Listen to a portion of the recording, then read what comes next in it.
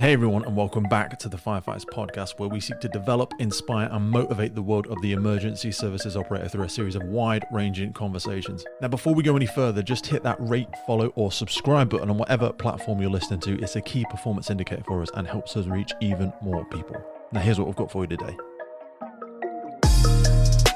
Ladies and gents, boys and girls, it is my extreme pleasure to finally be able to announce the release of our first ever mobile app, Drillbook. Drillbook has been in development for probably the past 5 or 6 months. Myself and a massively talented member of the team, Adam, have been putting this together. Drillbook is built to be the home of training ideas for drill grounds across the fire and rescue service all over the world. The goal of the app is to deliver a community-built library of content built by firefighters for firefighters. If you jump onto the App Store, if you look in the notes and the links below the podcast, you'll find a way to get onto Drillbook, and you'll find it on social media as well. This is built for new officers, instructors, training reference holders, firefighters in development, people going for application, people going for interview. You will find an area in there specifically with all of the instant debriefs. So if you're a big fan of the instant debriefs that we do on the podcast, you can go in there specifically and look at one area where they all kept. There's Knots and Lines demos on there. There's radio messages where you can build your own messages and get into that habit of what you're looking for and how it should look. There's quick reference guides. There's interview questions, tactics, training, guidance. And you have the ability as well to put in all of your fantastic training ideas. What's that great drill you've done on station? What's that one you saw when you were covering somewhere else?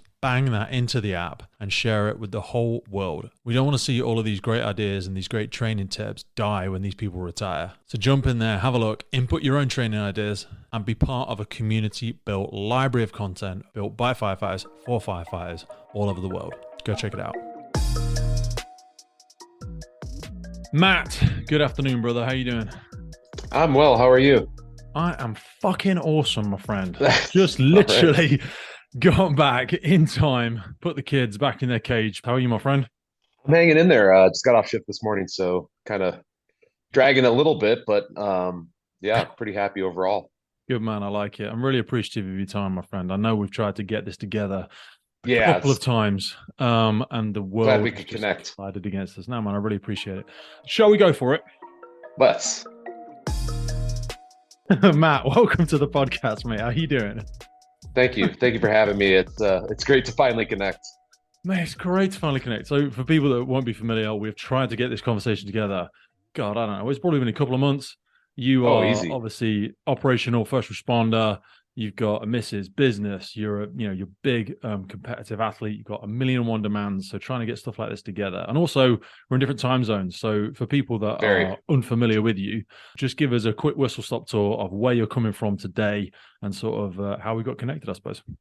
Yeah, my name is Matt Chan. I'm from Denver, Colorado. I've been living here for about 22 years. So now the better part of my life. I'm a 45-year-old guy, and I'd say I got connected with you because of the mix between my competitive fitness background and my firefighting background. So I'll start with the firefighting. I started volunteering at a small agency in the mountains when I moved to Colorado. Found that it was a lot better of a job fit for me than my IT profession was. And that drew me into searching for a professional firefighting career, which I found in the north suburbs of Denver. And I got hired professionally in 2007 and remained in a firefighter position until roughly January of 2012, when I took a leave of absence for some pursuits that were related to CrossFit competition and also working for the CrossFit seminar staff. It was a lucrative opportunity. It was something I was really passionate about at the moment. And overall, I was really happy with my decision. And unfortunately, I let that go for almost 5 years. So I had to kind of re-enter the fire service 5 years later with all lapsed certs, and I had to start over from scratch. But in 2017, I was rehired at the same department. And now I've been there for 6 years, for a total of 11 as a North Metro firefighter. This episode of the podcast is brought to you by Gore-Tex Professional Fabrics. Now, we all know the working environment of a firefighter is filled with challenges. We face serious risks on the job, such as heat exhaustion, burns, physical and mental stress, and we frequently come into contact with high levels of toxic chemicals. Now, I have been wearing Gore-Tex for nearly 2 decades on the front line, working in hostile environments, tackling challenging incidents from firefighting to water incidents and in urban search and rescue environments. Gore-Tex have a well-earned reputation for protecting professionals in the fire and emergency services through their family of highly innovative, waterproof, breathable moisture barriers that exceeds global performance standards and are trusted worldwide. Gore-Tex, going further together. Mate, so connecting those dots, looking backwards, so give people understanding if we can, because it operates a little bit different all over the world. I always say to people, firefighters themselves are kind of exactly the same, pretty much, the mindset, the ethos and all that sort of stuff. But getting into the fire departments across the world is very different in terms of having to get in your own quals and how the on-call versus volunteer versus whole time, full time, all the different variations. So you had an appetite for it. You've been doing the IT thing, professional competent and all that sort of jazz. Why the sidestep into a profession that's much more kind of old school knuckle dragging, getting into it kind of job? You know, I come from a blue collar family, and my dad was he's retired now, but he was a 35-year mechanic. My mom was a school teacher, and I was working that white collar professional job as an IT professional, and really wasn't getting a lot of fulfillment out of it, and not a lot of job satisfaction, and it really kind of worked its fingers into my overall happiness. And I How came old would you across have been then? firefight. Sorry. How old were you when you decided to make a shift? Oh man, I think I must have been like I started volunteering probably when I was like 25, and shortly thereafter I was like, man, this job, this path is pretty cool. And That's a I really became a pivotal age, resident. though. That's like the fork in the road where people can go balls deep into their Mm, 9 to 5 profession, where they're like, I can see the lucrative opportunity. So and so is going to retire. There's a new company opening up here. IT is the fucking sector to be in because everything's exploding. But like you say, some yes. people still have that feeling like they're sitting on a nail all the time, where they're like, I'm not really very comfortable in this, but it doesn't hurt so much that I don't want to do it. And I think that fork there, especially around 25, you've kind of gathered your chips together from your education and stuff, and you're like, this is what I'm going to go into the world with. I'm going to be an IT professional. So then Yep. to draw a line into that and go, no, I'm going to be a fucking beginner in this other thing. I think that takes a lot of fucking balls. I think some people have to take a pay cut quite often as well. Yeah. But then I think, what would the Matt Chan version be if he was now 37, 38, 40 and he'd done 17 years in the Yeah. IT sector? Would it be the Well, same you guy bring sitting before me? Probably not. No, definitely not. In fact, I'd probably be pretty unhappy. I think at a certain point in my life, I realized that sitting behind a desk was not for me. And that happened as I was still an IT professional. The stress of the job was high. The pay was high, which was great, but really the fulfillment and job satisfaction and therefore life satisfaction was very low. Hmm. And that was for me. There's a lot of IT professionals that absolutely love what they do. There is a large But percentage, but I think it's that tipping point between like out of 5 days of the week. Where's the tipping point from? I mean, because even in this job, you won't feel fulfilled every day. Where's the tipping mm, point where you feel like, fuck this? How many days in a row do you have to feel like I'm not fulfilled before people have that? I don't know. yeah, I agree with you. And frankly, once I even was a paid professional firefighter, I did not. I took on a lot. I started working as a seminar staff member, or basically an educator for CrossFit, in 2008, and I opened a gym in 2008, and basically I was spread pretty thin. And what happened was, something had to give, and my frustration level at the fire department was very high, and that wasn't fulfilling me. So that's what made that decision to leave for 5 years kind of easy for me, to pursue things like competitive CrossFit and the seminar staff training. So That's a big I think gamble, really you though. got to It's a big yeah, you got gamble. to listen to your heart, though. I think one of the things I've noticed in the fire service is that a lot of people, they get that really, you know, the job that they've been after, that really, you know, the light at the end of the tunnel. That's what they are shooting for. And once they have it, they just stick with it forever, even if they're not happy. I don't think it's a bad thing nowadays to leave a department to find one that has a better fit for you. And Absolutely loyalty agree, mate. Yeah. is almost valued over finding the right culture that you fit in with. So I I work think with a you've got lot to of find people. what works for you personally, but I'm the same. Like every 2 years, I seem to change. So our version of department and or organization, different watch, different Mhm. station, different discipline, whether it's water, rope, technical rescue, training, fire Yes. investigation, whatever it might be. But I Yep. also appreciate that that can be very jarring for people. They feel like they never become a subject matter expert in a certain area. But also, like when you were saying about moving on to CrossFit and stuff, have you ever read a book? There's a book called The Second Mountain. People are probably bored to fucking death of me talking about it, but it has so many correlations. No, It's I'm gonna about have like to note that one. getting into the thing that you thought you wanted. Like this mountain is in front of you. Call it the fire department, call it whatever, and you're like, I think I want to do a physical job that challenges me and causes me to be resourceful, and I get a real fulfillment out of it. And you think it's the fire department. And I'm not saying for a lot of people it's not, but sometimes when you first hit that first peak, a little bit like for anybody, and I know out where you are, you do a lot of mountaineering, you do a lot of stuff out in the sticks. You hit that first one, then you can actually see several other peaks. And it's not to Oh say they're yeah. better or worse than what you're doing, but some people stay on that first mountain, whereas your pursuit can then kind of evolve into actually, and I'm kind of putting words in your mouth, so correct me if I'm wrong, but like I enjoy things that are physically challenging. I can see a metric of success with, and that I can also get a great amount of fulfillment in it. And that, if that's your why, then it can be CrossFit. Then maybe it's the paramedics. Then maybe it's the military. Then maybe it's running my own gym. There's lots of other Yep. mountains still to climb, but you've also got to have that humility, even if it's just moving around departments, to say, I know I'm now the best person on this station or freaking whatever, but I've got all my tickets. Now I'm going to descend to this one so I can be a beginner again in that next one. But that aspect of choosing to be the eternal student, you went on and did your studies with the CrossFit training and stuff like that, and then started your own fucking gym. That's scary shit again. Yeah. Yeah. You're right. And it's these scary things that you face in life, whether that's recreational, whether that's career, whether that's relationship. That when you surmount those things, they are the most fulfilling. When you look at something and you're very intimidated, and I'll give you an example right now.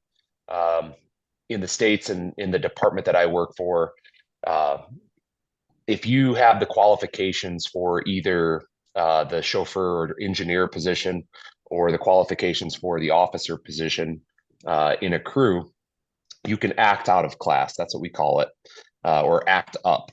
Yeah. And I just finished that process after kind of like a year of working on it, got all the qualifications, did my rides, and it's frightening every single time I sit in the front seat because now I'm in charge of, the six guys that I work with.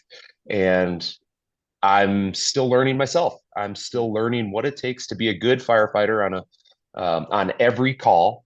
And there's absolutely moments where I'm like, oh crap, do I belong up here? Yeah. And what's great is you come out on the other side after a call that, is a first time call or something that was frightening for you. And you come out on the other side of it and you're just like, yeah, that feels good. I like that. Starting to like this.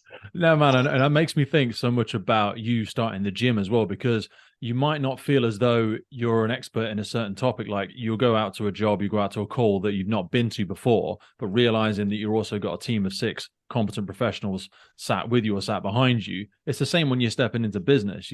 It's scary and you're not a subject matter expert in that area.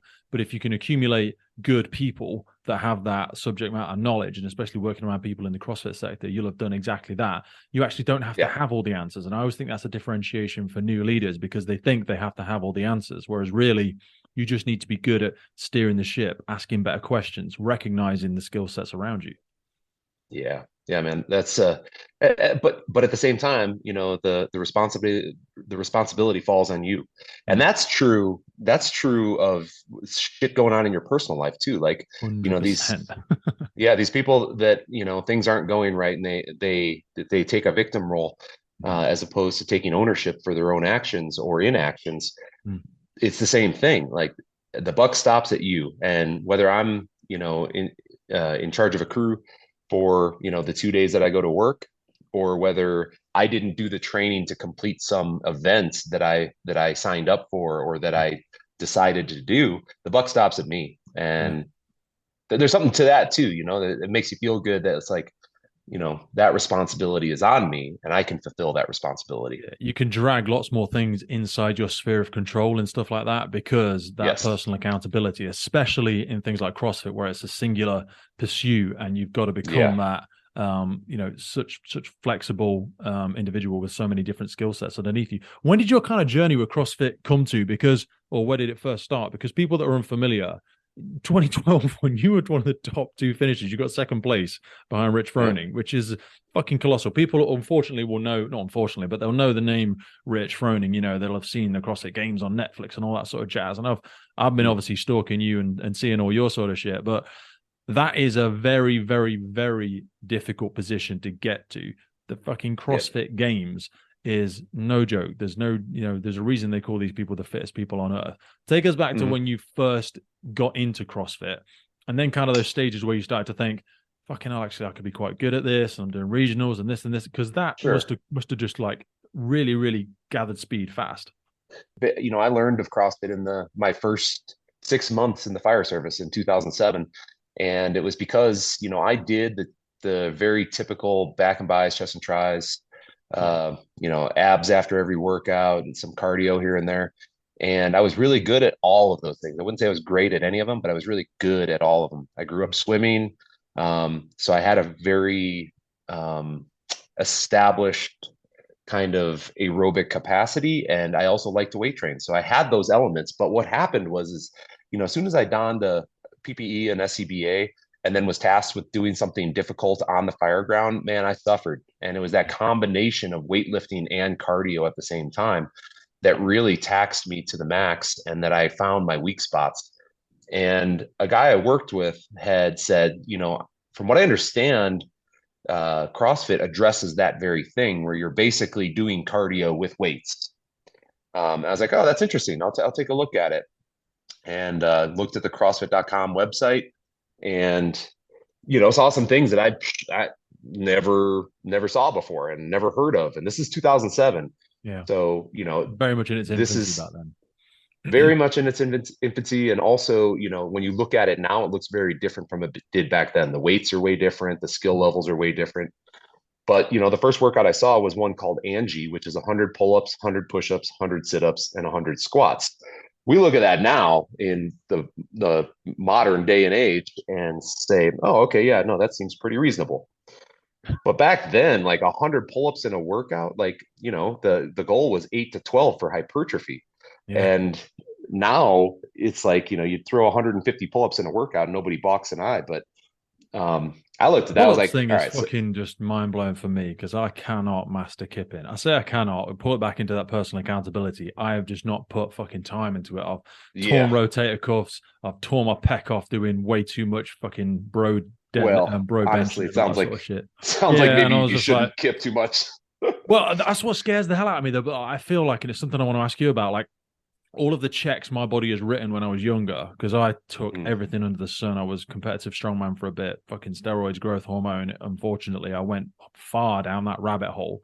So I hmm worry. And like I snapped my patella tendon last year, even after I'd stopped doing everything 10 years ago. So I still feel like my body is, paying for things that I did all those years ago. And it just scares the fuck Right. out of me. But I'm still only in my early 30s. So I'm trying to put back in some of those foundations, but it's like walking across hollow planks, and I'm a bit worried that I'm going to go through one. Do you know what I mean? So I can do Yeah. pretty How much old are you? everything else in a CrossFit workout, but some of the big jarring gymnastic movements like that, it just scares the fuck out of me.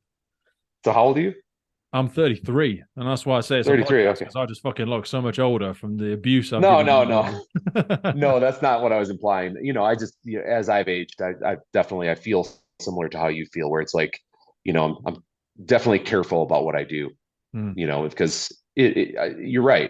You're more prone to injury as you start to age, and right around that 32 to 35 is kind of when it started for me, and it's just only gotten worse. And that's either hormonal or maybe what we expect of our bodies. But Do you think there is a either window way, of time that you can like bang and clang for? Is there like, if we moved it yes. along a spectrum, is there like a 10 or 15-year block where it's like, if you do start at 18, then you can only really do it hard till then. And then I feel like you see how the Germans train where they do this, they almost do a physical preparedness thing before they go into any weightlifting, powerlifting thing. And like for the first few years of training, they just do calisthenics, they just do body weight work, Well, and they're doing well, pistol the squats. Chinese and the Russians do the same thing. And that's where I feel like in the Western world we're shit. Like I remember, or I see it today. Young lads coming in the gym and they're bench pressing, squatting, trying to do all this before they can even do 10 pull-ups or 50 press-ups. And I'm like, we're right. not building that. Sorry to go down this rabbit hole, but like we don't build that foundation in the same way. Right. Yep. No, agreed. Agreed. And actually, that kind of even takes it circle back to what you asked is, I was lucky enough to start CrossFit when the weights were light, when there was a lot more workouts that were programmed that were body weight or, what would be considered traditional cardiorespiratory endurance or Mm-hmm. cardio exercises like running, rowing, biking. There's a lot more of that back then than there is now. And there wasn't always the focus on high intensity that there is now either. So I think what we see now as CrossFit is very different from when I started. I coming back to what we were talking about, I never seen a workout that had 100 pull-ups before you do any push-ups or sit-ups. And I'm just like, man, how like what are they expecting you to do this in it? A Just a fucking day? Is buy-in, it yeah. yeah. So I tried that workout and it took me 45 minutes. And, later on in my career, I was able to do it in like 12 minutes. And it's a Jesus. testament to the program because what happens is like, as I was progressing, I feel like you said, because I was doing a lot of calisthenics based exercises, I was building not only muscular strength, but also like tendon and ligament strength. And that's important to when you start loading your frame with that barbell or those dumbbells or whatever. Mhm. And, hopefully that establishes a base level of fitness that you can rely upon for a long duration of time. Mm. And luckily enough, that's kind of how my journey progressed was, I couldn't back squat a lot of weight. I couldn't deadlift a lot of weight, but nobody expected you to back then. Did you Now not there's have to all these recalibrate expectations. your ego a little bit though, because you were doing the bro splits before that, and there was more Not bodybuilding style really, training? not not really, because I had never done any of these big compound movements. So, Okay. this is we're talking like, from I started exercising with weights probably in like 1992, and where we're talking about is 2007. So I was only like, 15 years into uh weightlifting, and I had only done machine-based exercises Right. or things like the bench press. And I'd never done a deadlift. I'd never done a back squat. I'd never done a front squat, certainly never done a clean or a snatch. And all of those things were new to me. So what that meant was my journey was starting at scratch and building up slowly. How And old were you there then was sorry? no, How old would you have been? I think it was 27 or 28 when I started CrossFit. That's such a nice And age. I feel like you've got that maturity in your ligaments, in your tendons. They're not still so immature when you're 18, 19, and people start building all this superficial muscle and it becomes stronger than the tendon or the ligament, like me. And then you fucking snap stuff. yeah, well, I mean, it's not true for everybody though. Genetics do play a role, but you're right. So, I mean, after I kind of established, an understanding of CrossFit for about a year, um, believe it or not, in 2008, I signed up for the CrossFit Games. That literally means I paid $150 and I traveled to Santa Cruz, California, and I went to the CrossFit Games. That was the qualification. Wow. $150. Jesus, Um, imagine that. People wish it was like that these days, just oh the yeah. levels that people go through these days. It doesn't make it any easier or harder, but yeah, it's crazy to think that it was like that once. Yeah, and it was very interesting back then too, so like guys that you would see in the videos of, doing a lot of these workouts that, nobody had ever seen stuff like this before. Mm. They were at that CrossFit Games. They were at the 2008 CrossFit Games, and they're, names like James Fitzgerald, AFT, his name's Brett Marshall. Saw Josh Everett, who was just already a legend. Josh Everett, Uh, fucking absolute goat yep, of the sport. Jesus, wow. yep. That Chris must have been surreal. Spieler, Jason Khalipa made his appearance the same year I Jason did at the. Khalipa, I've got his book as well. Yep. Have you got a book? I don't. No, no, Oh no. mate, come on, it's got to be in the works, man. There's a lot of Yeah, notoriety. I'm There's a still million writing it. stories. Still writing it. Honestly, mate, because some of the stuff we're going to talk about today, like fucking hell, Jesus, to hear that in audio version. Because what was Jason's? As many reps as possible. Is that Jason Cleaver's? As many reps as possible. Yeah. Yeah, yeah, Yep. yeah. Pretty good. Because again, Great he's gone guy. down a similar route with yourself in terms of business challenges and stuff like that to differing levels of challenge and success. And I know he had his daughter was very sick for a long time as well, wasn't she? That's right. Yep. Crazy stuff. Yeah. So that was the 2008 CrossFit Games, and basically for the next, what would it be, 4 years, I continued to go to the CrossFit Games as a firefighter, and tried to balance those two things. 2009, it got much more competitive. There was a qualification competition. 2010, they began with sectionals, then regionals, then the CrossFit Games. 2011 was the first open, and then you had to do regionals and then the CrossFit Games. So it just got harder and harder. And as the field got bigger and bigger, I mean, I think in 2011, there was over 175,000 people in the open.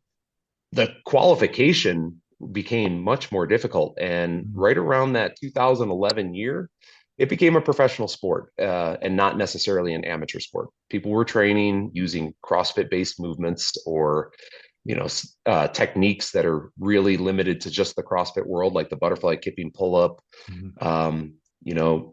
a different style of rope climbs, GHD sit ups for time, all these things that were exercises previously, but not done for time. Mm. Well, now you're seeing it in the CrossFit world where fitness is being measured by time, weight, and distance. So, That is a very weird shift for people because we've effectively turned circuit training, functional training, into a competitive timed sport. And maybe we'll go into that a little bit later around some of the concerns, challenges, the lovers, the haters, the people that worry about it. But take us to 2012, where you had decided that it's all or nothing. You're really going to have to go for it. And also, what did like your partner think of that? Because it's a big gamble. yeah, that's a great point. Well, you've got this great job, right? Firefighting, and you got good benefits, good pay. And like you said earlier, when I left the IT world, I took a $20,000 pay cut to be a firefighter. And Oh. over 5 years, I worked back up to what I was making previously. Mm. So leaving that security blanket of benefits, pension, um, Also salary, sick all leave of and that everything. stuff. You injure yourself and you're still kind of looked after a little bit for a certain period of time. Whereas to push all those chips into, I'm going to put my bet on Matt Chan, I'm going to go all in on myself, which is big. And especially a Yeah. lot of people struggle with that sort of self belief, that self confidence. Well, and it took time too. It took time because, I wasn't going to take the risk of not having insurance leaving the fire station. So we had to become a profitable business at the gym that I owned, so that we could pay for not only my family's insurance, but also all of our employees' insurance. So, we had to kind of make some decisions, and we decided, that 300 member mark at our gym was going to be the number that we start paying our employees salary and giving them benefits. And that included myself and my wife, Cherie. So once that happened, we kind of had the needs met for what it would take to leave the fire service Mm. and pursue not only the seminar staff full time, but also competitive CrossFit full time for myself. And it I became, at that time in January of 2012, I became a legitimate professional athlete. It's what I did every day. It's what you see all of these CrossFit athletes doing now, where they're training 4 hours a day, they're prioritizing nutrition and sleep and recovery. That became what I ate, slept, and dreamed about. And my family suffered for that. My career probably suffered for that a little bit, but it was what I saw as an opportunity to leave my mark on something that was very important to me. And that was competitive CrossFit, as well as just the CrossFit methodology. Um, and I So pushed it. I pushed it hard. just take me there for a second because, like, so many people, and I've got a million questions there, but I'll try and keep it brief. Is like, so professional career as a firefighter, what were the big gear changes in terms of like things that you weren't able to do, things that you weren't able to facilitate? So yeah, we've got the 4 hours a day training, but what changed in terms of nutrition, in terms of sleep, in terms of, when you finally cut the final strings and go, I am full time this, what changes? How does Matt's day look from the Yeah. day in the life of the fire service, what you could and couldn't get in. Now I'm full time this. Here's my rigidity. Here's my sort of blueprint for the day. Yeah. Okay. Well, I mean, first of all, in the previous years, like 2010, 2011, especially, I was trying to train for the competitive sport of CrossFit while working a full-time job at the fire station where we work 56 hours per week, Mm-hmm. which is more than the average, white collar professional 40-hour a week job. And basically what would happen was, I work in a busy agency, and the 3 days that I go to work, we work a 48-96. So I work 2 days on and then I have 4 days off. So Yeah. that means I generally work 3 days a week. Uh, Training on those days was not really possible. I was doing upkeep and maybe some restorative work, but not what I would consider training. Mm. And that was getting in the way of my potential. And in 2011, I actually went from finishing fourth in 2010 to 10th in 2011. And I felt like I took a step back. So I really wanted to see that move forward. And what that took was committing myself full time, 7 days a week to that lifestyle that I was describing earlier, where it was just eat, sleep, and breathe training. Mm. And I could not recover after while at work and then the day after to really try to even really train more than 3 days a week. Really? So once I switched over, things just got put on fast forward. My body composition got better, my skill level got better as a CrossFitter, my capacity from aerobic work to heavy 1 rep max stuff, everything got better. And that was the year that I ended up taking second place in the CrossFit Games. How did volume look like? Because you're saying, training every day, 4 hours a day. That's the thing so I kind of use exercise as a mental crutch. I'm a recovered addict, and I know if I don't give my mind something to focus on like that, then I'll end up doing something stupid, hurting myself, hurting my profession, just hurting my drivers in life. And I kind of use that Mm-hmm. as like a handrail to stop me falling off stuff in the day. So I use my training. I kind of need to train every day to keep that up. But I feel as though historically I've done lots of overtraining and done damage through that. So when it looks like CrossFit in terms of volume and terms of variation, what would a standard week look like for you at the tip of sort of that competitive time, 2012? Okay, yeah. So 2012, I think I was 34, 35 years old. So, all of these competitive CrossFitters that you see now at the top of the game in the individual open format, most of these people, I will say probably 95% plus, are under the age of 30. There's a few that are right there at the age of 30. Cole Sager, I think, is one of those guys that I'm thinking of that's right there. There's a Mm. few others that are right there. But for the most part, most of these people are younger people. And what they have that we do not, I'm speaking collectively, Yeah, go on. is we don't have optimized hormones anymore. And Yeah. mine are likely far worse off than yours are currently. And that's everything Doubtful, from but go on. We'll go there in a everything minute, from but go on. everything from growth hormone to testosterone secretion and other hormones as well, so that you can recover faster Mhm. if you're younger. Mhm. And the more you train, the more you throw your hormones out of whack. So at one point in time, I was 35 years old. I'm training 3 to 4 hours per day, 5 to 6 days per week. And my testosterone level was right around 230 total, which is incredibly low. Mm. So And you measuring that? How often you it, getting blood work? Sorry, I do every 6 months, every 6 months. because Okay.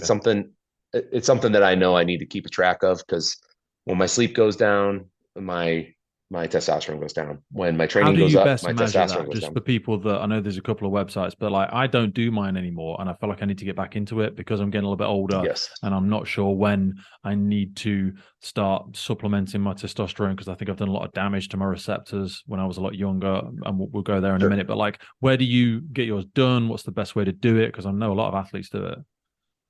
Well, luckily, I work for a fire department that we do an annual physical that includes testosterone. No Um, way. Oh, yeah, yearly. Yep. We we didn't do do any of a that. great. Yeah, we follow what's called NFPA 1582, which is basically yearly physicals that include blood work and That's great. cancer screening. Yep. So I get it done once through that, and then the second time I do through my own primary care physician. Hmm. And if he's not willing to do testosterone, oftentimes I'll pay for it. Or for people who don't have access to insurance or a primary care, using the service, what's it called? Um, oh, it's a blood work company, Inside Yeah. Tracker. Um, Yeah.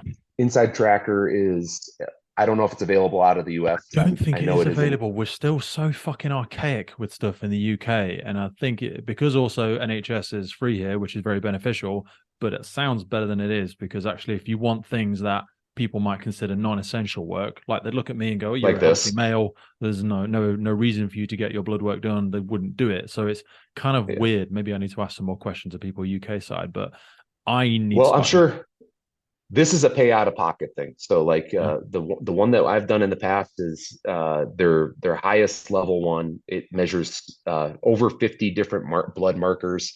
And what's cool about Inside Tracker is it actually gives you information about how to improve your out of range blood markers Okay. through either food, diet, or supplementation, Mm. or sleep changes. And I saw basically once I saw my hormone levels be that low, Inside Tracker recommended that I reduce my training volume. And I did. And right away, it went up 100 points within 6 months. So Was there a to fear in doing me, that though? Because there's so oh, many yes. disciplines you need to practice. It's like, what am I going to take off the plate? Well, here's the trick. Here's the trick.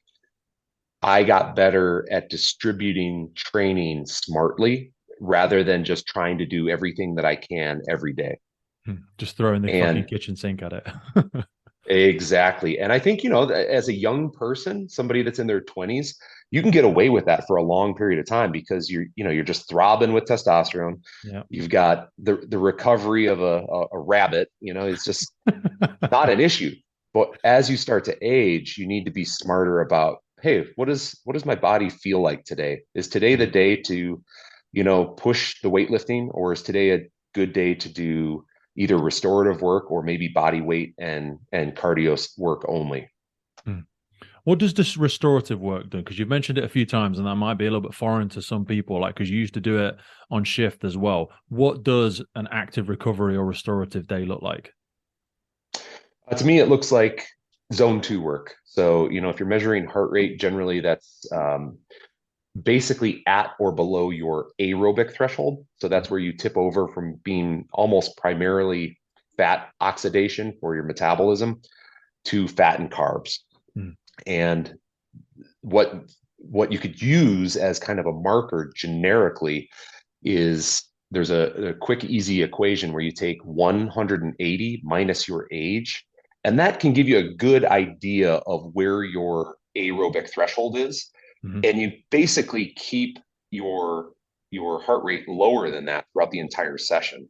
So Hmm. you may be able to generate some volume as far as like whatever it is that you're doing, whether it's air squats, lunges, running, rowing, whatever, but you're keeping the intensity extremely low.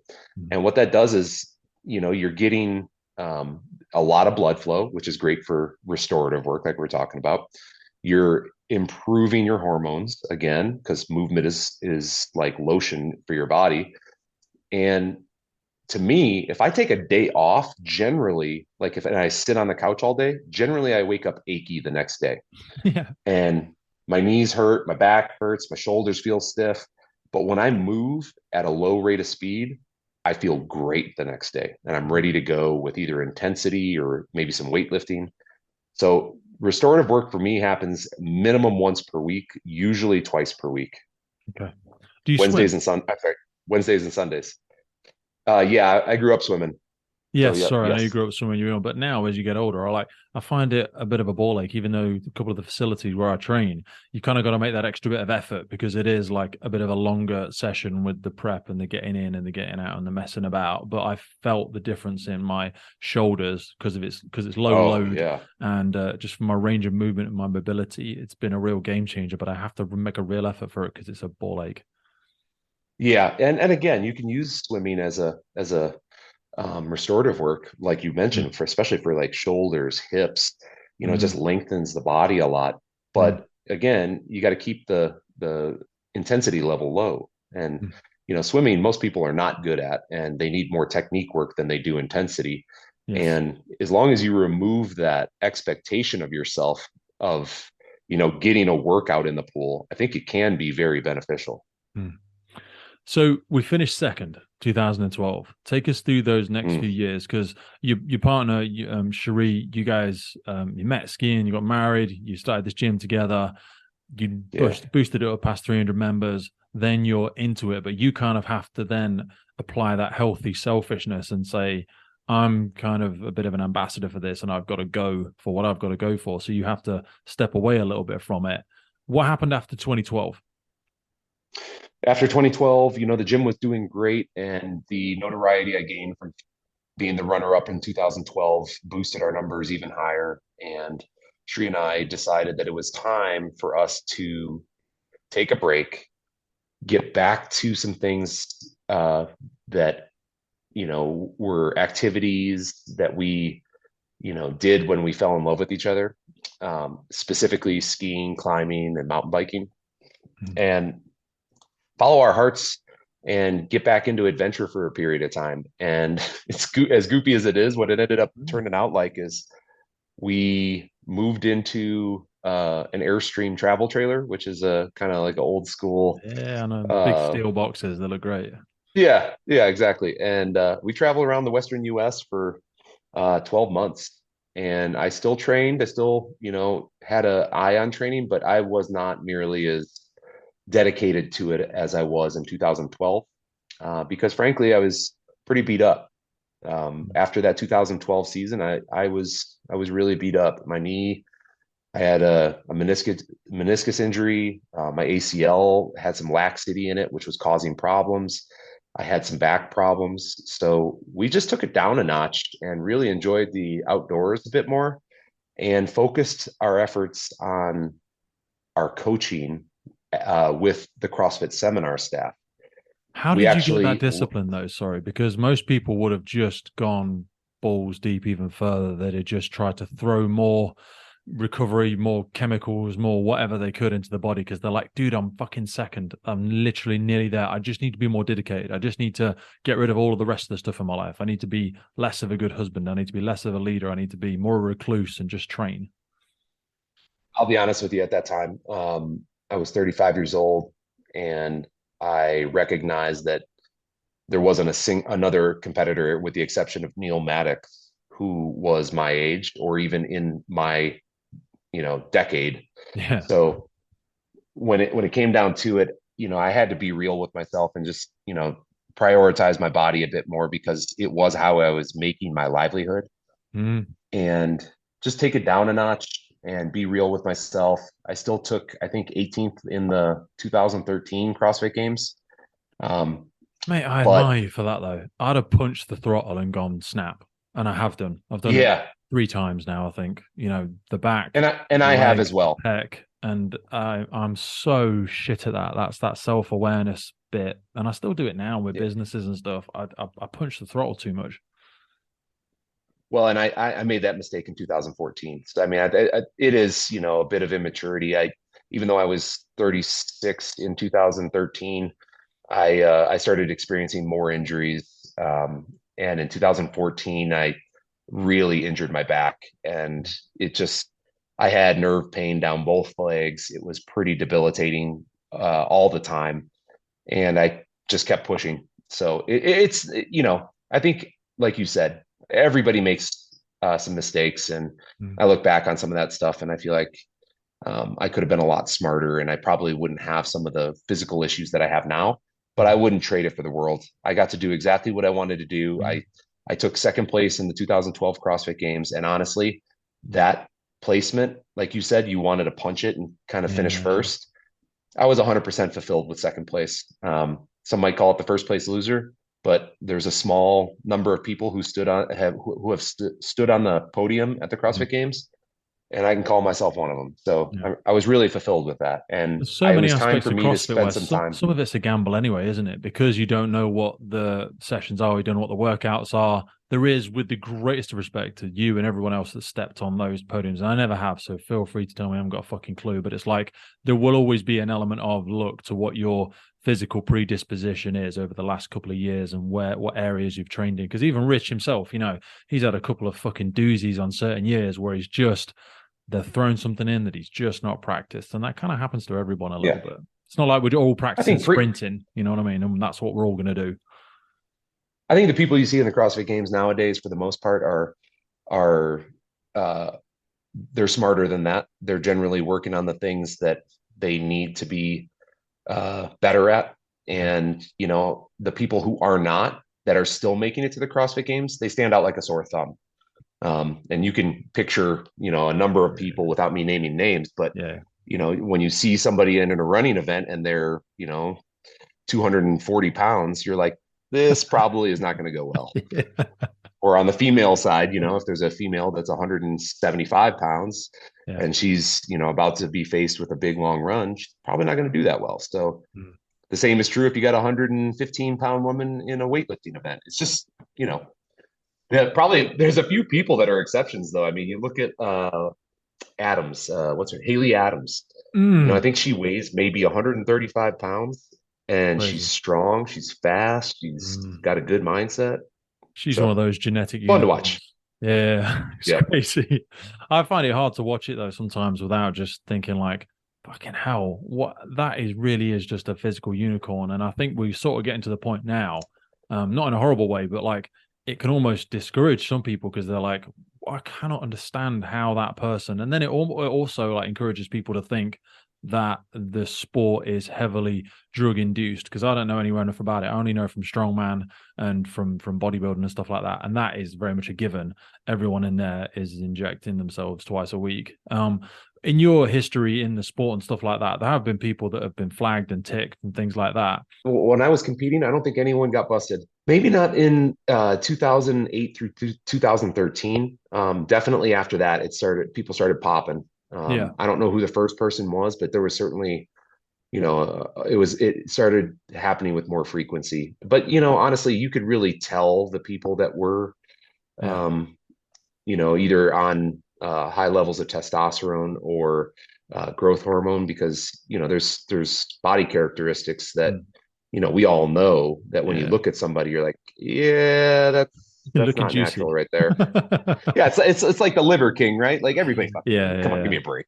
The traps and all that tend to be a dead giveaway. But talk to me for a second about performance enhancement. And I'm not just trying to go down a drug rabbit hole. Just like when does that line get crossed? Because we're going so good and technical with our science and stuff these days. When people are looking at the nutrition, their supplementation, their lifting straps and wraps and all that sort of stuff. Do you see a point whereby we eventually just open up the floodgates and say to everybody, look, do whatever you like? Because also some people take away from the fact that certain people, Lance Armstrongs and stuff, have been popped for things in the past, but it doesn't mean they haven't trained, and dedicated their entire life to it. I think it's such a weird gray area because people get banned from wearing shark suits in swimming, and people get banned from doing certain performance enhancing clothing or whatever. But then when it comes into what people put in their body, people all of a sudden have a problem with it because they're like, oh, it's not fair anymore. Well, here's why.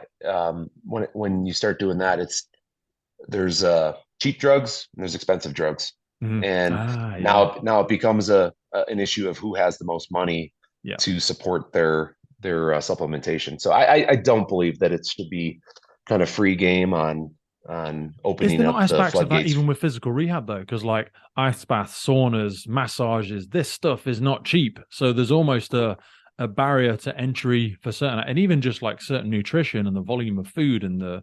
So I'm not trying to justify an excuse for it at all, but I'm like, there does come a point whereby can you put the time in because you've got to be a full time Well, professional athlete. let me ask you this. You said you used some of that stuff previously. How much was a month's worth of testosterone supplementation and growth hormone Testosterone and growth supplementation? hormone, I bet I was spending, so this is 10 years ago, £650 a month, probably. So it was very But let me ask expensive. you this: how much is a gym membership that has an ice bath and a sauna? Significantly cheaper than that. And Yeah, you'd be yeah. looking So at I mean, £50 a week for a massage. And then, yeah, you're right. Yeah, you're right. Absolutely. so I think there is I understand your point, but I do think that what you're going to find is that there's going to be these individuals who are very young. Maybe let's just say 22. Look at somebody like Mal O'Brien, who Mm, clearly has all the talent in the world and has all the means in front of her to be a champion. mm, Imagine when she first started, she had nothing. mm. And for her to be where she's at now, to get the notice that she has now, it took her, working hard on her own with just a pair of dumbbells and a Yeah. barbell with some bumper plates to get better. And that's what's cool about sport and specifically CrossFit is that you can go into a dingy gym that has a pull-up bar, a barbell, and a couple bumper plates and create a hell of a lot of fitness. But people haven't got that patience anymore. I feel like we're trained in a world of instant gratification now. If I want Absolutely. something, I haven't got to wait for it. I'll order it on Amazon. I get it now. I get it tomorrow. I get it in an hour. I can binge on Netflix. I can watch everything I want. I just have to pay for it. So then when you convert that into the body, this doesn't work that way. You've got to be patient. You've got to get used to those small marginal metrics of sort of development. And I feel like so many of us are not going to do that. They're not willing to put the time in. They see the CrossFit Games and they're like, yeah, I'm going to be there next year. And you're like, fucking whoa, maybe like 7 years, 8 years. Even if, you do all of these things, I feel like we're not used to working as hard and being patient with stuff now. Yeah, agreed. And the great part about that is that like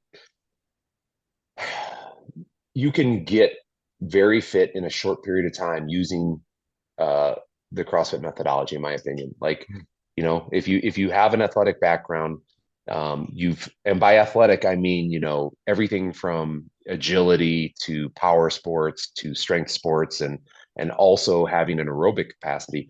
If you have a foundation of that stuff, you can transition very easily into CrossFit. It's just a matter of learning CrossFit techniques, pacing strategies, and how to put the whole scene together while addressing your strengths and weaknesses. And, in a period of 2 to 3 years, you could become a CrossFit champion. And Rich Froning is a perfect example of that.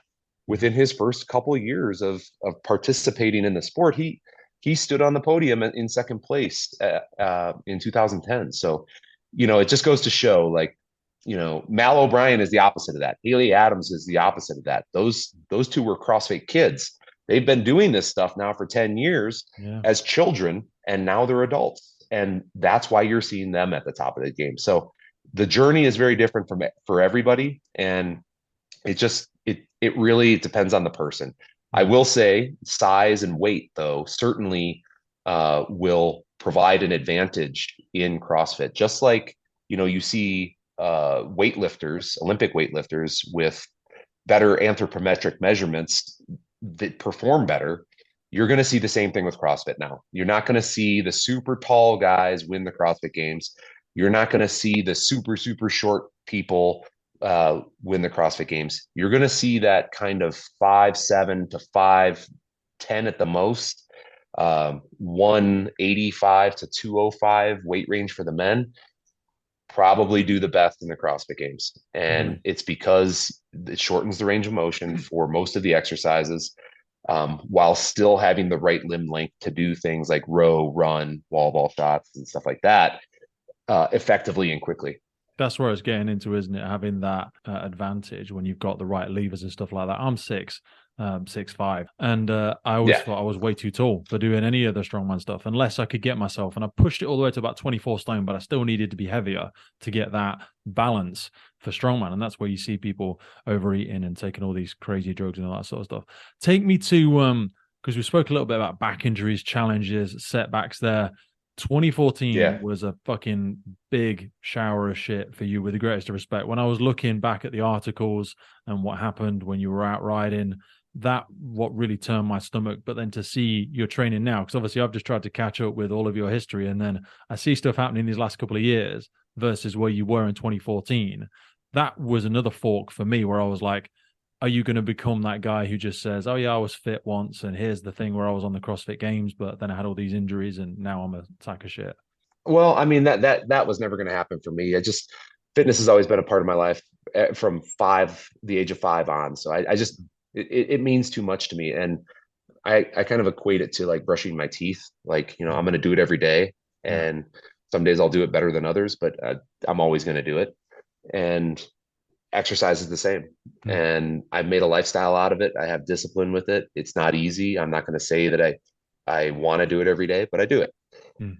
Um, but in 2014, yeah, basically I overdid it early in the year. I really had some major back problems in February, and I was ramping everything back up to be healthy, and it was going really, really well. And then on the 4th of July in 2014, I took a fall on my mountain bike with my wife, celebrating the Independence Day holiday here in the United States. And I crushed an artery in my leg that caused some serious, serious damage in my leg. So, you know, it was a bummer at the time. It still is kind of a bummer, obviously, but I don't have the same circulation that I did. I've got some nerve damage in my right leg.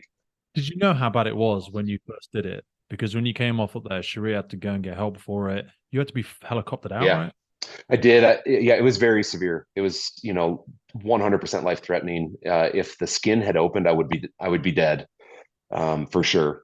But the skin stayed closed, and the medical thing that happened was called a self tamponade. Basically, there was so much pressure under the skin that it, you know, uh, collapsed the artery that was crushed, and therefore I had no more blood flow into the leg. But I lost all pulses in my lower leg and in my foot for a period of almost 45 minutes. And I had to have 3 fasciotomies to control the compartment syndrome afterwards. Yeah. I had to So use a that's where they walker slice the for leg at different places to basically bleed out the pressure, isn't it? Compartment syndrome is that's exactly nasty as right. hell. And you get a lot of muscle It wastage it from it as base well. I did. It was actually kind of strange. So, they perform those fasciotomies, 2 on the lower leg, 1 on the upper leg. And what happens is it allows your muscle and your tissues to swell, which was what caused the loss of pulses in my foot. Um, and that way you get more circulation back to the feet, even though there's now that there's less pressure. But because of that, they cut all the fascia on all those spots. So I have about I'd say a 16 to 18-inch scar on my upper leg where they open the skin and open the fascia that still has no fascia, almost 10 years later. Wow. And what fascia does is it compresses the muscle, and a compressed muscle is a stronger muscle. So right away, I lost a lot of strength on that leg. And as you can imagine, now I start compensating off that weaker leg onto my stronger leg, and I run into knee problems. And then because of the torque that's happening, I have back problems. Yeah. So the writing was on the wall for me that I probably was not going to be able to do this any longer, as far as competitive sports is concerned. But I did reluctantly give it one more shot in Fucking hell. 2015. Yeah, 2015, and I took ninth place in the 2015 regional that I was a part of. That's So a I was really 4 spots fast out of. comeback. That's a really fast comeback. Yeah. There must have been a couple of I, months there where you're learning to walk again, you develop an issue in the other knee because you're compensating. How oh did you fuck! I had to fight walk with off a depression cane. and drive and just being I able to didn't, man. okay. I didn't. No, I got pissed and I started working hard again. That's honestly how it went. I just, I had a teary moment in the gym when I was just doing bicep curls with Sheree, and I was just like, fuck, I'm never gonna be the same. This is fucking bullshit. Mm. And she's like, well, not with that attitude. And it's just like, huh, Oh yeah, man. fuck this. I'm So gonna do it. lucky Here we to be go. around somebody like that. But you had to Yeah. step so So far back. You had to start with such fundamental, rudimentary. Like I had this last year, and I just felt like learning to walk downstairs again when I snapped my right patella tendon, and just yeah, just such basic movements, and just feeling the whole time like I'm never gonna get back. I'm never gonna get back. And even now, I'm a long way ahead of it, but still got so much swelling and bone bruising around the knee, and I can't close it properly, and it's still like but I have to, it's so hard because you forget where you've come from. I forget what it was Yeah. like now, even like 5 months ago. I'm forgetting how bad it was, and I've gotten used to it. And now I'm like, oh, it still feels Here, like the new shit. You know what I mean? well, here's how you fix that scenario. So this worked for me, and what you just described, where it's like you look back where you came from, Mm. something that can be very beneficial in trying times like that is goal setting. Mm. And that's something I've always been good at. Sorry, yeah, take us there because you've got a great system for that. Sorry. Yeah, goal setting to me is absolutely essential to every athlete. And when I say athlete, I'm not talking about professional athletes. I'm talking about people who take fitness, health and fitness seriously, because when you set goals, you reach goals. Even if you don't fucking, if you shoot for the stars, you're still going to hit space, right? Mm. And there's going to be progress. Yeah. And that's what goal setting does. Whereas if I just hope and pray that I'm going to get better at something and I don't have any unit of measurement to whether or not I'm improving, Mm. I may not be improving. Mm. And it'll make you scatterbrain. It'll make you question whether or not you're working hard enough or working on the right things. And then, of course, you start running into injuries again. So Mm. for me, goal setting is kind of step number one in times of trying times like this. Like, for example, my back has been bugging me pretty badly, and I went and had an MRI done, and I've got two herniated discs that are impinging on some nerves, and it's something I've dealt with in the past. I know what I need to do. April 5th, I'm going in for a procedure which just involves putting some platelets into the disc, and I've got to back off for a while. But I know over 12 weeks, I can ramp it back up to where I'm at right now. It's just, I have to start really slow. Mm. I can't have any expectations of being who I am right now for those first bunch of weeks. But at the end, at 12 weeks, I know that I can pretty much do what I'm doing right now.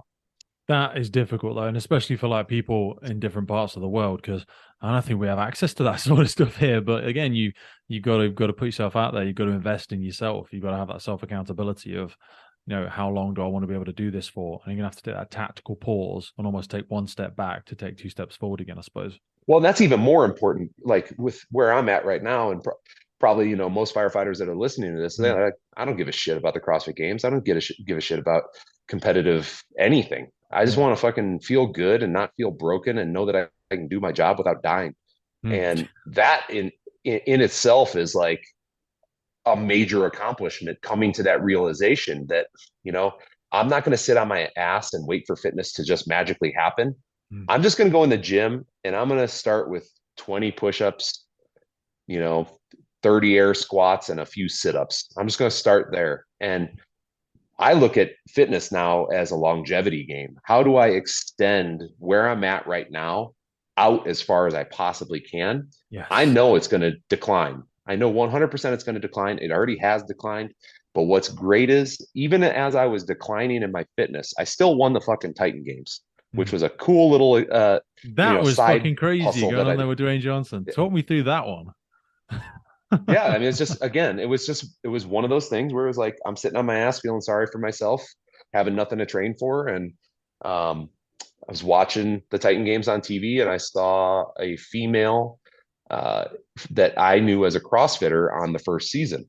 And at the end of the show, they said, if you'd like to be a contestant on season 2 of the Titan Games, submit a video at, NBC.com. I went on NBC, looked at the requirements, recorded a silly little video of me and my dog sitting on the couch talking a little bit. And about 8 months later, I found myself in the casting net of NBC for this show. And the point is, though, that there were some fucking fit people on that thing. There was some Yeah. very very strong people, some very, like, God, I mean, just fit people, Yeah. and much younger than I am. And what was cool about that is I had the mindset that I was going to win it. And Joe Thomas almost got me, but for the most part, I did my thing. And it just showed to me personally that what I set my mind to, and if I train smart and not for, competition, I can still be very fit. And that's what that kind of resonated with to me. And I hope it does with other people. Mm. Talk to me for a second about your shoulder rehab last year, because, like I said, with my shoulder, I know shoulders and backs are a big challenge for people. What was going on for you, and kind of how did you overcome it? Because I tore my rotator cuff many years ago, and I had to start getting into lots of prehab work, and there's kind of like a little routine I do for any kind of upper body stuff now. But what was it with your shoulders? How did you overcome it? Well, first of all, it was bugging me over time. It just felt weaker at first, and then it started feeling painful. Specific movements like I could do an overhead squat, wide grip squat with the bar overhead, and have no pain. But it was a transition from that pull to the overhead position. So whether that was a upright row or whether it was a power snatch or a hang snatch, that caused a shit ton of pain where it was like something's wrong.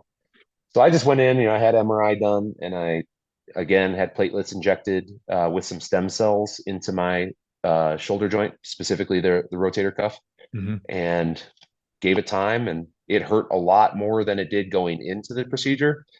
But 12 weeks later, I was good to go. I could do pull-ups, and I slowly worked my way back into things like kipping and muscle ups and bar dips and ring dips, and even the movements that cause pain before. I'm still very reluctant to do those heavy, but I do them and think about the position of my shoulder as I'm performing them. And I'd say I'm like 90% now, 95%.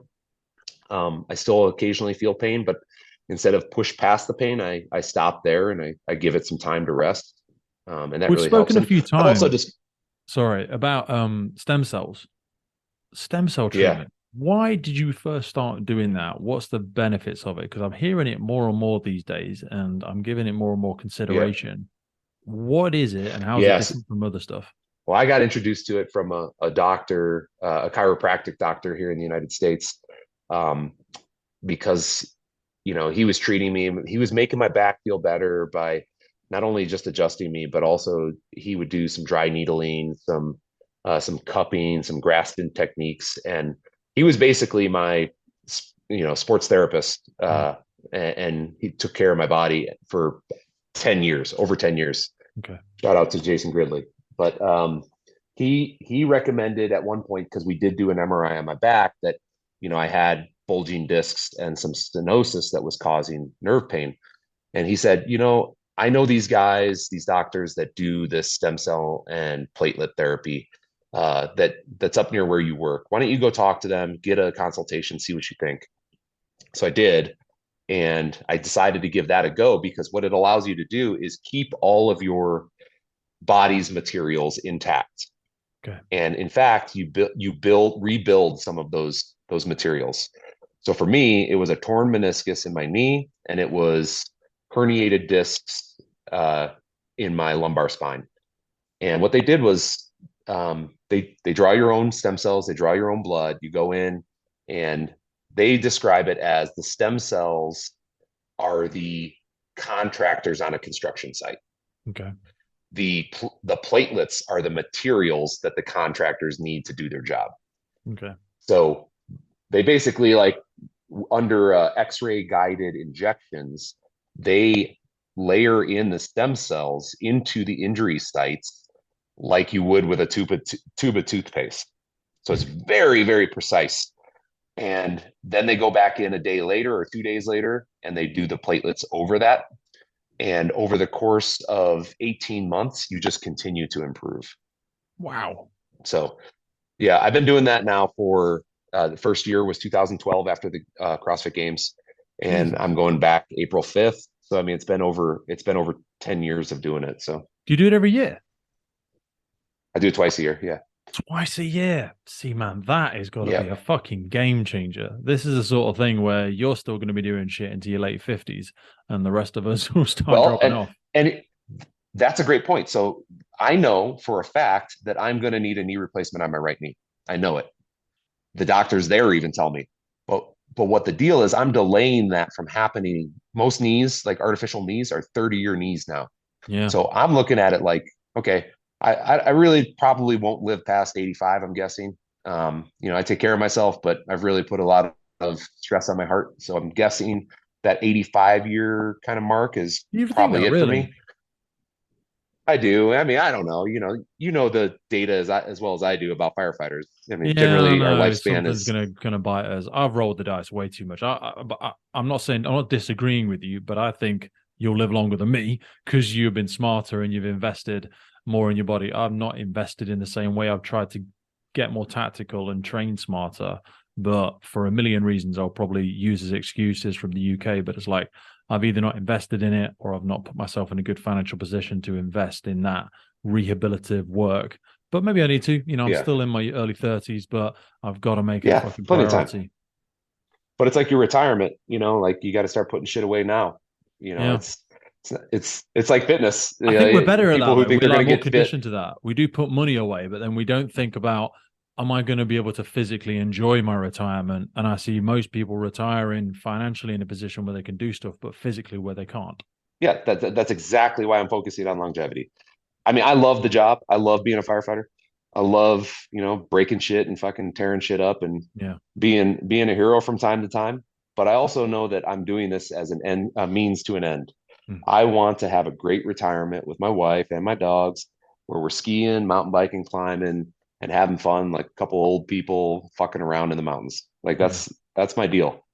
And I know that, by doing this, like the stem cell stuff, I'm delaying the time, basically, that I would need to potentially have to do two knee replacements. I'm Mm. going to cut it down to just that one and get a single 30-year knee.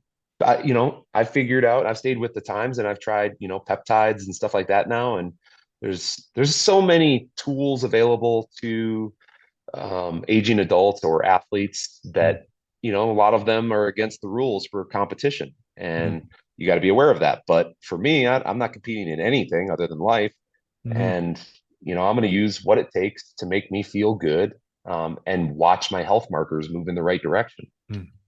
So take us there for a minute because we were talking before we came on. There's a few different aspects around using different products, different chemicals, and stuff like that. Certainly, when we talked about PTSD before we came on, some of the sort of resources or things that people could utilize to live a healthier, more sort of beneficial life have really changed in the States. You guys just legalized use of certain things for PTSD as well, didn't you? Yeah, that's right. When we say you guys, I know there's a number of states. I'm sure you guys are aware. Like, the United States has legalized recreational marijuana almost Mm. entirely. I think there's like six holdout states now out of 50 that have 100% legalized marijuana. Mm. And because I think that opened the door for a lot of stuff here in the States, because they saw there really wasn't any increase in violent crime due to Yeah, I agree. I don't think legalization. it's the same as so many other class A drugs, or I know you guys sort of factor them or categorize them different to what we do, but they're not the same as, heroin and stuff like that. It's a totally different sphere of chemical. Yeah, yeah, absolutely. And then, now Colorado, the state where I live, they have enacted a measure which is not taken place yet, but it was approved by the voters, to become law in 2024, where first responders and military will have access to psychedelics to treat PTSD. And That's you know, huge. I they don't have the law in place yet, so I don't know exactly what they look like. That looks like, but in Denver alone, the city that I live in, um, it is now decriminalized to have psilocybin in your house, for your own use. Mm. So, I've found personally that the use of psilocybin for PTSD has changed my life 100%. I Really? am so much healthier mentally than I've ever been in my entire life. And it's because of all these benefits that are being studied now, at Johns Hopkins University, related to the neuroplasticity benefits in the brain Mm. of changing the way you think on a daily basis. And it's long standing. We're seeing, they're seeing a decrease in depression, long-term Mm. depression. They're seeing all sorts of benefits to overall happiness. So, I'd say for myself, like, I'm really excited with where my state in particular is going with treatment of PTSD using plant-based medicine, which would, I think, from what I understand, is going to include not only psilocybin, but DMT, Hmm. ibogaine, and a number of other medicinals.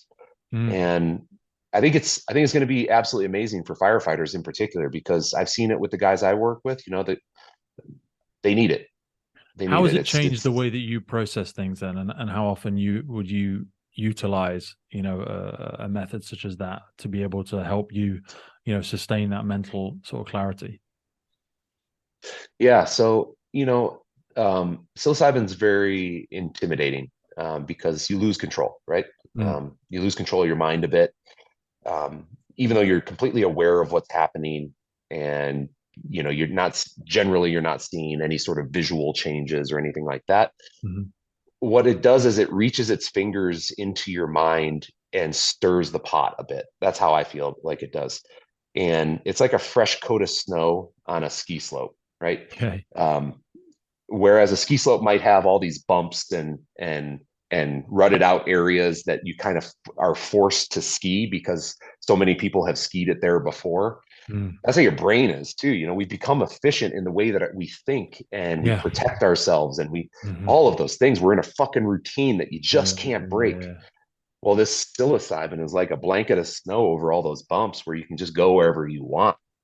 And that can be both scary, Mm. and it can be really, really I know what beneficial you're saying though, because because when you start getting into a thought pattern and you don't like where you're going, but you almost I remember you someone can't saying help it. trying to think your way out of a thinking problem is like trying to sniff your way out of a cocaine problem, because the more you think about, no, I don't want to go there, and I can see the way I'm going, and I can see this feeling, this cloud start descending upon me. But you kind of trying to mentally hit that reset button every time and get out of that rut and get out of that pathway that you're in. But the fucking mind just starts going down there and you can't seem to get out of that groove. Do you know what I mean? Absolutely. And the biggest benefit that I've seen is related to my own ego. And I think a lot of firefighters are in a similar position that I am, where it's like ego directs a lot of what we do. Hmm.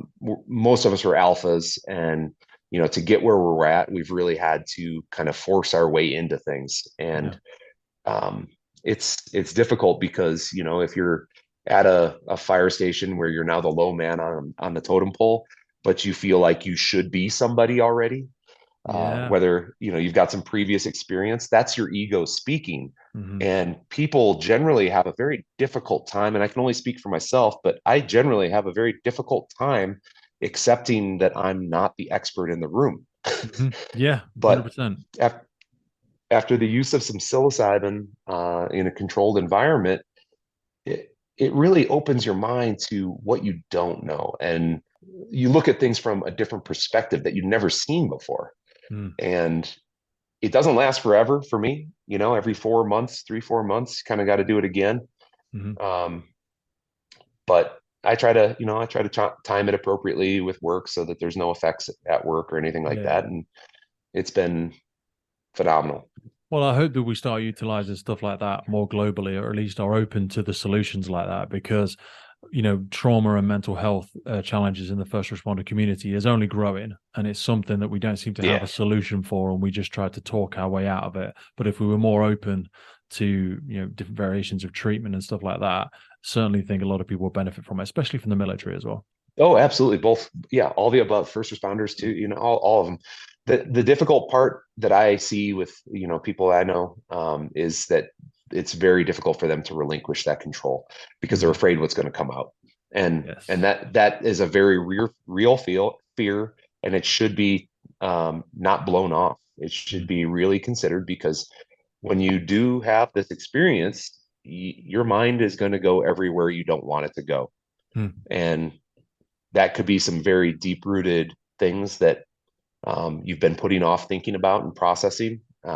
When you're on a mind altering drug like that, it just comes to the surface. But the irony is, until we start to legalize that and we allow facilities to have sitters and safe spaces where people can experience this, the only way to experience it otherwise is to enter the underworld and to enter doing it illegally. And that is a scary place, because people that tend to hang around that sort of society are people with, we assume, poor morals and poor values. And that only perpetuates this idea that it's very unsafe for us to do it. But if you put it in a medical environment, and you have provisions around it and it was legislated and the stuff was tested, then it would be significantly safer for people to do. So it's a little bit like a chicken and egg scenario. You almost need to commit to it and allow people to do it in a safe space before you can really see the true benefits. Yeah, I agree with you. I agree with you. I don't know if it's necessarily the underbelly that you describe, because many of the people that use mushrooms, this is not one of those drugs that is something Yeah, you're going to want to true. do over and over again. Mhm. These are you. Most people that are doing mushrooms are very in touch with themselves, Mhm. um, and are deep thinkers, or at least they're not looking to get high. Yeah. In my experience, the people that are doing mushrooms are not looking to get high. What they're looking to do is do some self improvement, in a way that they deem as safe. And I'll tell you this much, having done therapy, um, yeah, no disrespect to therapists or what they do, because it can be very effective for a lot of people, but the changes that you can make in a shorter duration of time with the use of classic psychedelics, to me, have been much more efficacious than therapy itself. Mhm. And the one thing that's true about both therapy and these therapeutics like psychedelics is that you still have to do the hard work afterwards. Like, Mhm. just because you have an epiphany that you need to improve this and this while you're on mushrooms, you still got to fucking go out there and do that hard Yeah. work. It's not just going to happen for you. I love that. You don't take mushrooms and then all of a sudden become a better person. No, 100%. It more just helps you get out of your own way or like rub the fog off the mirror so you can truly see what is the work that you do need to do. Yes. Yeah. Yeah, I yeah, agree yeah, about that. I wanted to, for a yeah. second, just reference the fact that you do still help a lot of people professionally with some of the challenges and just hearing some of the authenticity from some of the serious challenges you've gone through there. Speaking to people that are of similar age than you, other than some of the medical intervention that they can make, I think we'd be doing a disservice to actually some of the other life habits that you do. So from all of your experiences, people working with you professionally in the gyms and stuff like that, what's some of the more low hanging fruit? Perhaps people don't have aspirations to reach second place in the CrossFit Games. They just do share the aspect with yourself, though, where they want to keep having a fit and healthy life into their 70s. Is there any kind of low hanging fruit other than the complexity of some of the stuff we've spoken about there that you work with clients and stuff that they could adopt, that they could start doing those first steps? We're talking about step 74 and some of the complexity there. What's the steps one, two, Fuck three yeah. that people could start doing? Oh, man, I think the number one thing that people can do is move. And it doesn't mean you have to do high intensity exercise. It doesn't mean you have to go running. It doesn't mean you have to go mountain biking. Literally, you can go for 30 minutes of walking a day, and that's the catalyst for changing your life right there.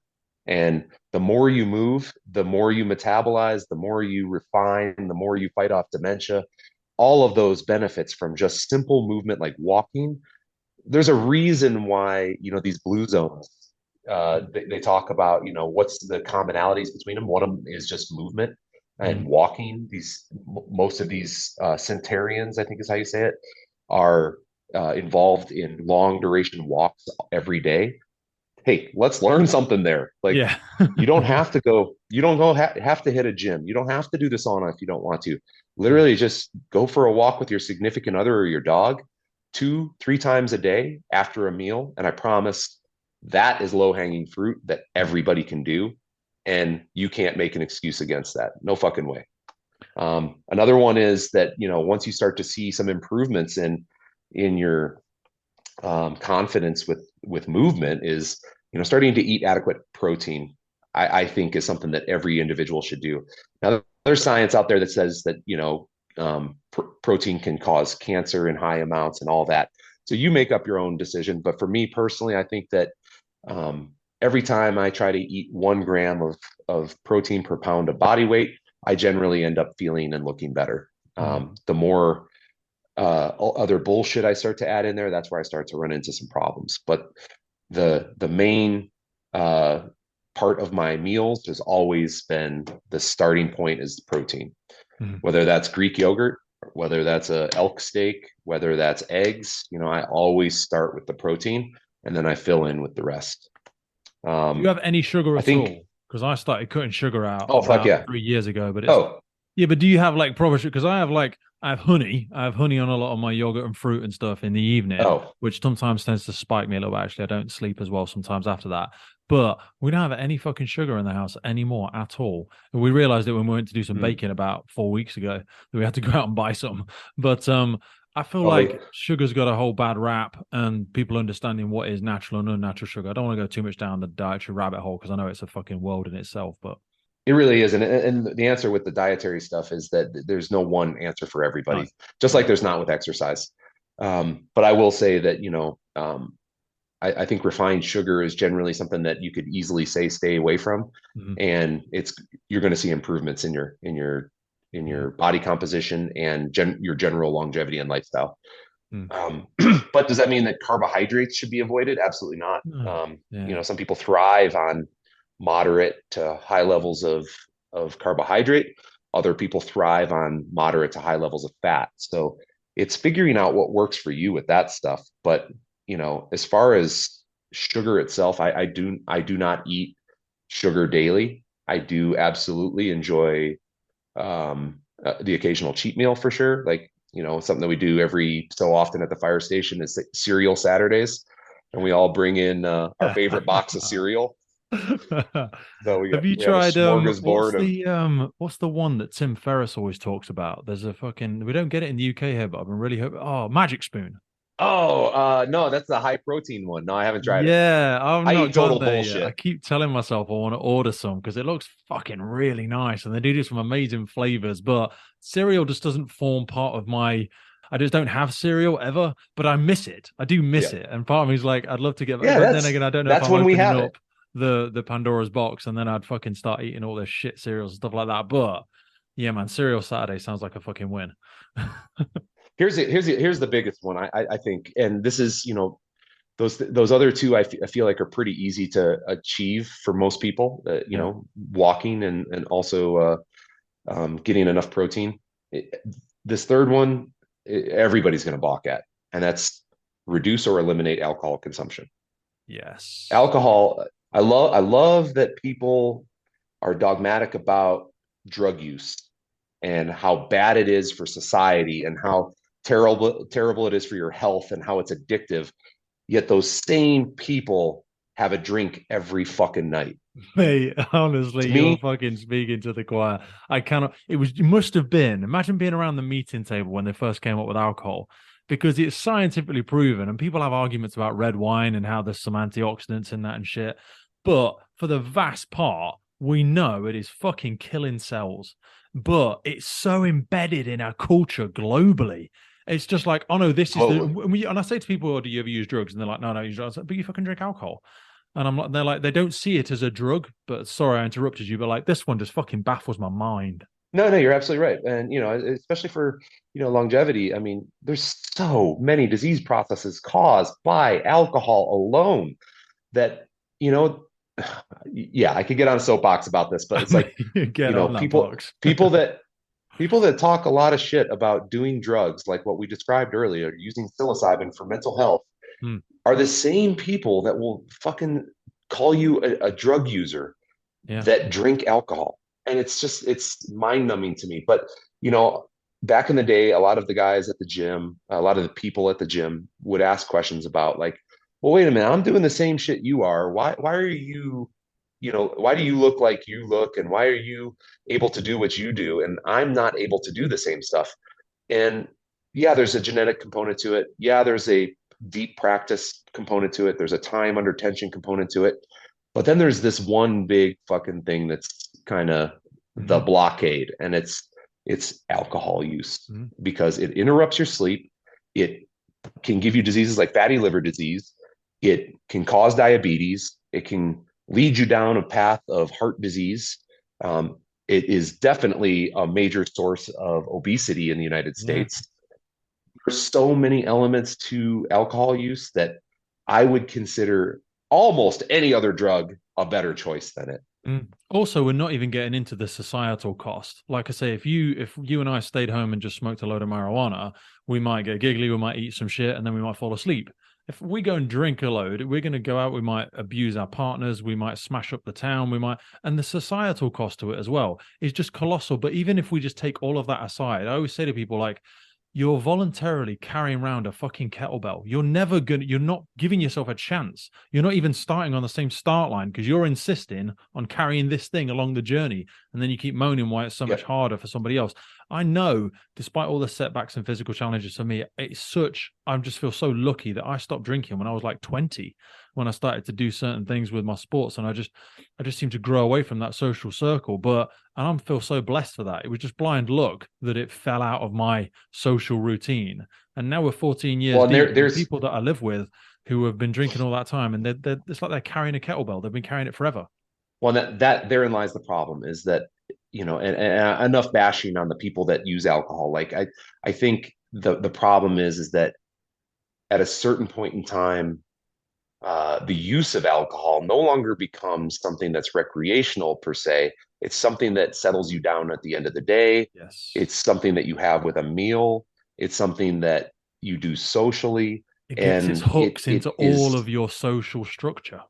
right. And it's very difficult to just go out for a night and not have a beer, not Mm. have a drink, not have a glass of wine. And I completely understand that. So, I think the first step in reshaping your thought process about alcohol is maybe don't do it at home Mm. and keep it out of the house and reserve it for like my fucking cereal Saturdays. Like, Yeah. it's a go and have fun sort of thing and Mm. use it in moderation and feel what the consequences are when you have some sobriety, like some true sobriety. I'm not talking about getting drunk. What I'm talking about is like really drying out your system Mm. and then reintroducing. Mm. And generally, people, they're shocked by how they feel after an evening of just even a few drinks. I know I am. Even just a week, I tell people, like, if you drink 4 liters of water a day for a week and just stop drinking alcohol, if you can go that 7 or 8 days, and I'm not talking about an alcoholic, I'm just talking about someone that recreationally drinks every other night or something like that, you will feel such a colossal change in your cognitive ability, in your sleep, just how your body feels, how your skin feels, your hair, everything. As fucking wanky as that stuff might sound, it's such a game changer, such a game changer. Hmm. Yeah, definitely. Dude, we've gone in so many fucking directions there. I've got a whole list of stuff in front of me, and I feel like we've covered all of them in such a fantastic way. I know we were going to talk about ice barrel use and so many other things, but also I don't want to leave people without a place to go to try and find out a little bit more about this, because you are huge on social media and stuff like that. For people that have learned a little bit about this and want to maybe get a little bit more, I know we spoke about the goal setting ebook. Where's the best place for people to go to try and connect with you or reach out to you or find out a bit more? Yeah, I struggle with the social media stuff. I don't love doing it, and I know it's a way to connect with people though, and that is the way that you can connect with I me love seeing your is dog. I love through. seeing you and your dog. I think before we came on tonight, you've invested in a Jacob's ladder or Yeah, something, haven't you? That's a great bit of kit. I did. Yeah, I just got one of those. Fuck, Yep, that's yep, cool. You've got a great setup. Is that your yep. private unit, or is that where you still train with people? Or That is my garage. That is my garage. Yep, we built that. What you see in photos and in videos. Yeah, that's just my garage. That's where the car is supposed to go. So, but yeah, if anyone wants to get a hold of me and really, request more information about anything, or see some social content on anything in particular, you can catch me on Instagram at Matt1Chan, Matt the number one Chan. But we also have exercise program called Train for the Win, which is at train_FTW. We have what I consider the best longevity program on the market for people who enjoy not only a little bit of CrossFit. We do like generally like 2 to 3 days a week of traditional style of CrossFit, but also weight training, bodybuilding is daily, and then some real traditional aerobic conditioning work. Um, and we do a 7 day free trial. So love to see people get on that. We got a great community out there. I communicate with people on that app all the time, and it's probably the most consistent I am on any sort of app or platform. So that's where people get the come benefit join from me it as there. well. That's where people get the genuine benefit. Yeah. And I feel like it's a lovely insert for people that want to make those changes in their life, but they feel like they don't want to go to level 10. This, especially with the aspect and the focus around longevity, which is a lot of what we've spoken about there. And there's a colossal amount of authenticity in it as well, where you've made those adaptations. It's not like, with the greatest of respect, you're not a 22-year-old preaching at people about longevity. The difference here is you've actually had to go through it, and you've had the setbacks and you've had the injuries. And I feel like people can really connect with that, especially for myself. I've had all those injuries, and you're a little bit of that guy on the other side of the river saying, no, you need to go around the left and you just need to do this. And then people can see that there is an ability for them to continue doing what they're doing into their 40s and their 50s. That's a great point. Like, yeah, follow me on my journey. Like, this Train for the Win program is exactly the program I do every fucking day, with the exception of when I get out and go skiing and mountain biking and all that stuff. I take days off, that whatever, but this is my program. This is what I do. This is what my wife does. And it is 100% the direction that I think, if you're shooting for longevity, this is the way you should go.